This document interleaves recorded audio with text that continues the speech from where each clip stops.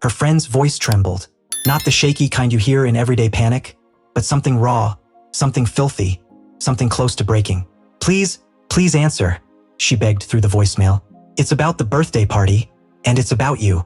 I listened twice, once for the words, once for the quiet underneath them.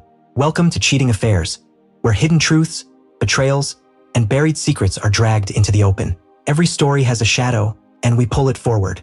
Stay alert, stay sharp, and remember, nothing is ever what it seems. And in that silence beneath her sobbing, I heard everything. Guilt, fear, exposure. Something cold stirred inside me. Something that had been sitting silently for weeks, waiting for its moment to surface. I didn't call her friend back. I didn't rush anywhere. Not to the party, not to a hospital, not to whatever mess they were drowning in at 4 a.m.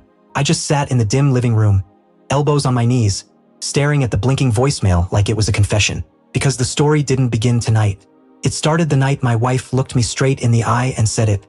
My friends think you're not impressive enough for me. They think I should aim higher. No hesitation. No guilt. Just casual cruelty delivered like a weather update. I didn't argue. I didn't defend myself. I simply said, then go ahead. And she smiled. Smiled like she'd finally validated some theory she'd been nurturing for months. She never noticed my hands. How still they went. How quiet I became. Because when someone shows you who they really are, you don't fight it. You study it. You commit it to memory.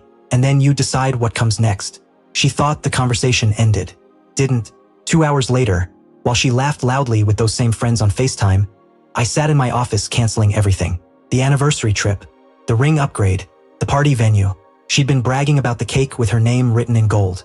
Click, click, click. Each cancellation felt like removing yet another brick from a wall I didn't realize I'd been holding up alone. She didn't know. Not yet.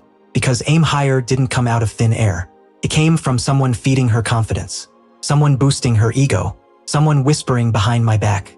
Someone who assumed I was too blind to notice. I watched quietly. Late night showers. Sudden gym dedication. Random new perfume. Her phone constantly face down.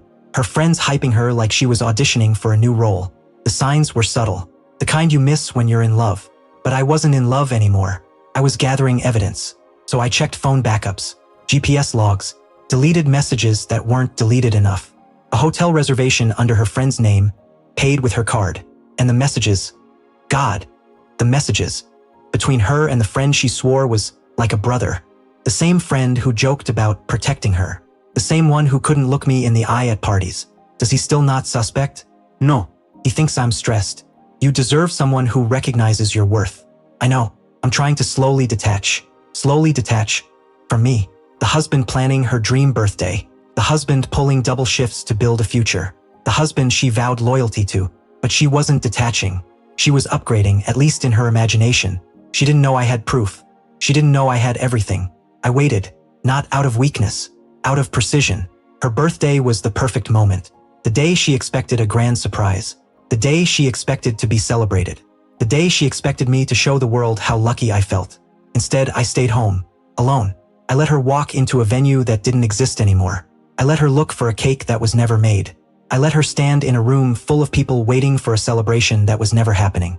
And when her closest friend, the accomplice, finally cracked at 4 a.m., I knew the bomb had gone off. So I called back. Finally. Her voice was broken. Frantic. Please, please come.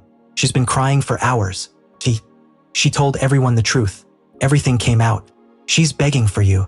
I closed my eyes. I could almost picture it. Her mascara smeared. Her friends backing away.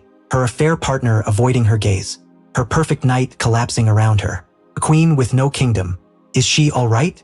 I asked calmly. No, her friend whispered. She needs you. I let the silence stretch until her breath stuttered. Then I delivered the only line that mattered. She aimed higher. Let her go reach it. I hung up. And for the first time in months, I felt absolutely nothing. If you think you've heard the worst, you haven't. Subscribe and step with us into the darkest corners of betrayal.